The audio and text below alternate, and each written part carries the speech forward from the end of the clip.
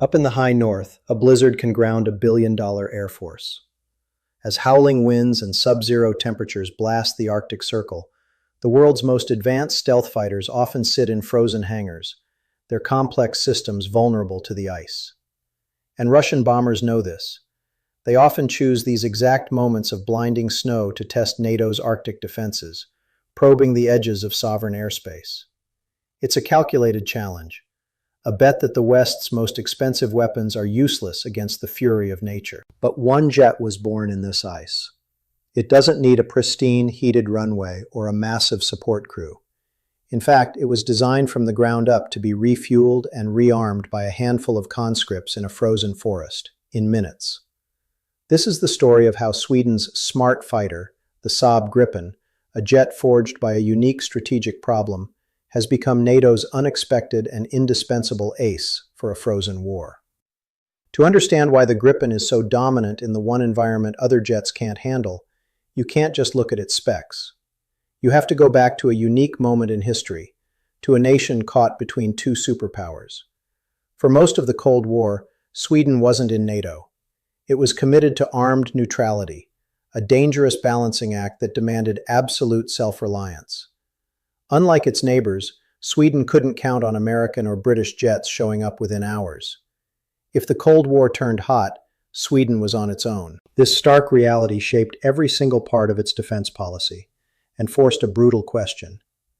How can a nation of just a few million people defend a vast, unforgiving territory against a nuclear-armed superpower? The answer was a concept called total defense. This was a whole-of-society approach where everyone and everything, from citizens to infrastructure, became part of the national defense plan. It wasn't just a military strategy, it was a national philosophy, and conscription was its cornerstone, ensuring a constant supply of trained people ready to mobilize instantly. Nowhere was this philosophy clearer than in the Swedish Air Force. Without the luxury of huge, hardened air bases that would obviously be the first targets in a war, Sweden developed a revolutionary idea known as BAS 90. The concept was as simple as it was brilliant. Turn the entire country into an airfield. Across Sweden's sprawling forests and frozen landscapes, sections of ordinary public roads were widened and reinforced. These highway strips, sometimes as short as 800 meters, became dispersed, hidden airfields. Small, mobile support teams were trained to operate from these remote sites, hiding aircraft in the dense woods between missions. This created a targeting nightmare for any aggressor. Instead of a few known air bases to strike, an enemy would have to find and destroy dozens of tiny camouflaged road bases scattered across thousands of square kilometers. But this strategy came with a massive technical challenge. What kind of fighter could possibly operate in these conditions? It couldn't be a hangar queen that needed a perfectly clean runway and a team of specialists. It couldn't be a gas guzzler that needed constant refueling from big, vulnerable tankers. It had to be light, agile, and absurdly rugged. It needed to take off and land on short, icy strips of road, and be simple enough to be maintained by a small team of young conscripts with basic tools, in the middle of a blizzard. The jet Sweden needed didn't exist. So, they invented it. The aircraft that emerged from this unique challenge was the Saab JAS-39 Gripen. On the outside, it might look like any other modern fighter, but to mistake it for one is to miss the entire point. The Gripen was never designed to be the fastest or the stealthiest jet in the world. It was designed to be the smartest, most resilient, and most practical solution to Sweden's existential problem. Its genius isn't about chasing abstract superlatives, but in a series of deliberate design choices that make it ruthlessly effective. First, let's talk about ruggedness. The Gripen was built with the BAS 90 road-based concept in its DNA. Its landing gear is short and tough, designed to take a beating on uneven surfaces. The wheels have anti-skid systems tuned specifically for icy tarmac. The engine's air intake is positioned high off the ground and is protected by a small grate to stop gravel or chunks of ice from getting sucked into the turbine blades. These aren't afterthoughts. They're core features that let the Gripen operate reliably from an improvised, contaminated runway in the middle of winter, something Titans like the F-35 can't easily do. Then there's the revolutionary approach to maintenance. In high-performance aviation, speed on the ground is just as vital as speed in the air. A jet that takes hours to get ready is a jet that's not in the fight. Saab engineers were given a seemingly impossible task. A ground crew of just one technician and 5 conscripts had to refuel, rearm for an air-to-air mission, and turn the aircraft around in as little as 10 minutes. In freezing conditions, in a forest. To achieve this, they made the Gripen brilliantly simple. Key access panels open without special tools. The onboard computer constantly runs diagnostics, telling the ground crew exactly what to do, like a Formula One pit stop system. The engine itself is a modular marvel. A full engine replacement, a job that can take days on some jets, can be done on the Gripen in about an hour. This philosophy of conscript-proof maintenance ensures an incredibly high sortie rate. While a squadron of more complex jets might struggle to get a few aircraft ready, a Gripen squadron can maintain a relentless rhythm of takeoffs and landings. This practicality extends to its cost. Sweden never had America's colossal defense budget. The Gripen had to be affordable, not just to buy, but to fly. Its single, fuel-efficient engine and simple maintenance give it one of the lowest operational costs of any modern fighter.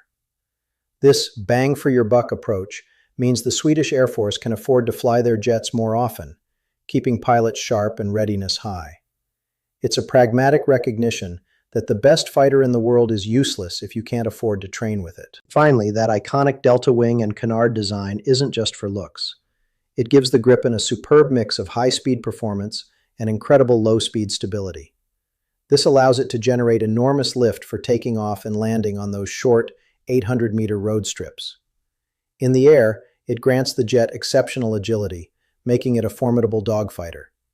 It's a design that perfectly balances the demands of high-performance combat with the gritty reality of operating from a highway. For decades, this unique philosophy was Sweden's private solution to its own defense problem. But in March 2024, everything changed. With Sweden's formal entry into NATO, the Gripen was no longer just a defender of Swedish neutrality. It became a frontline asset for the entire alliance. As geopolitical tensions rise in the high north, the Gripen's very specific skills have suddenly become more valuable than ever. Melting ice is opening new shipping routes and access to resources, turning a once frozen periphery into a central theater of competition. Now picture this. It's a brutal March morning in the high north. A blizzard has hit the region, cutting visibility to near zero. At a major NATO airbase, alarms shriek. Radar has detected Russian patrol aircraft, transponders off, on a provocative path near Allied airspace.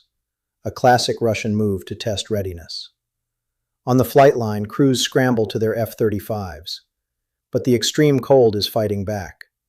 Coolant fluids can thicken, straining pumps. Sensitive electronics can be stressed by the severe temperatures, leading to slower startups. Maintainers, exposed to the elements, find their work slowed dramatically. Every minute lost is a minute the Russian aircraft push closer. But hundreds of kilometers to the east, at Sweden's Luleå Air Base, now a fully integrated NATO hub, the situation is different. Here, the storm is just another Tuesday.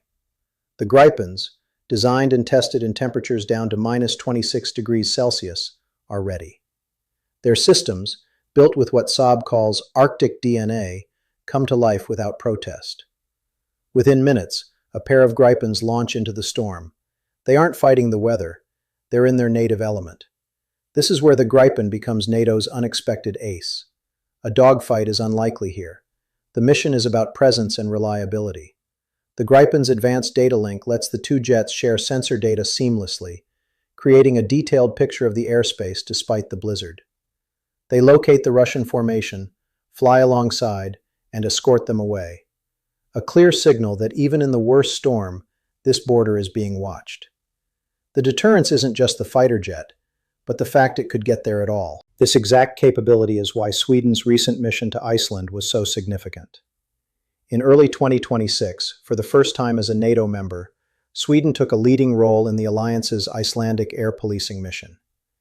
It showed that the alliance now has a dedicated Arctic native asset, ensuring readiness when other platforms might struggle.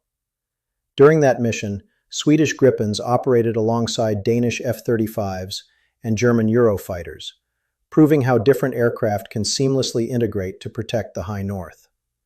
The story of the Gripen is a masterclass in smart design, proving that the most effective tool is the one perfectly matched to its job. If you're fascinated by military engineering that solves real-world problems instead of just chasing specs on a page, make sure you subscribe and hit the notification bell. We explore the tech and tactics shaping modern defense every week. The Gripen's role in NATO highlights a critical debate in modern air power. For years, the conversation has been dominated by fifth-generation fighters like the F-35, the pinnacle of stealth and networked warfare. These jets are the quarterbacks of the battlefield, designed to absorb huge amounts of data and orchestrate the fight. The US and allies like Norway and Denmark are betting heavily on this vision for the Arctic, deploying F-35s to the high north and developing procedures to handle the cold. The Gripen doesn't try to compete on those terms. It's not a stealth fighter. It represents a different but equally valid philosophy: strategic availability. While the F-35 is the networked quarterback, the Gripen is the resilient, agile interceptor that guarantees you can always get a player on the field. Its strength isn't being invisible to radar, but in its high readiness rate, low logistical footprint, and unmatched reliability in the very conditions that can sideline more complex machines. As Sweden deepens its military integration with its Nordic neighbors, this complementary capability becomes a massive force multiplier for NATO. The vision is a seamless Nordic air defense. Norwegian and Danish F-35s provide the high-end sensor coverage, while the Swedish Gripen fleet ensures a constant, reliable patrol and intercept presence, especially from dispersed locations that are harder to target. It's a high-low mix perfectly tailored for the Arctic. The F-35 provides the unmatched awareness, while the Gripen ensures there's always a jet ready to act on that information, no matter the weather. The strategic conclusion is simple. In the high north, availability is a capability of the highest order. A fighter on the ground due to weather or maintenance is just a very expensive paperweight. The Gripen is so effective precisely because it was designed around this principle. It's a testament to the idea that sometimes the smartest solution isn't the most complex, but the most practical and reliable. It's an aircraft built not just to fight an enemy, but to conquer the environment itself. The story of the Saab Gripen is a story of ingenuity born from necessity. It's the physical embodiment of Sweden's decades of fierce independence and its total defense philosophy. It is a weapon where every choice, from its rugged landing gear to its simple maintenance, traces back to the single problem of defending a vast, frozen nation against overwhelming odds. Today, as part of NATO, the Gripen's role has expanded, but its core identity is the same. It is the jet for the fight that others can't even get to. While debates will rage about which fighter is best, the Gripen proves that a different question is often more important. Which fighter is best for the specific challenge you're facing? As the world's strategic focus pivots towards the unforgiving Arctic, the jet born in the ice is proving its true worth. It's a powerful reminder that in a frozen war, the ultimate weapon might not be the one with the stealthiest skin, but the one that simply refuses to be grounded.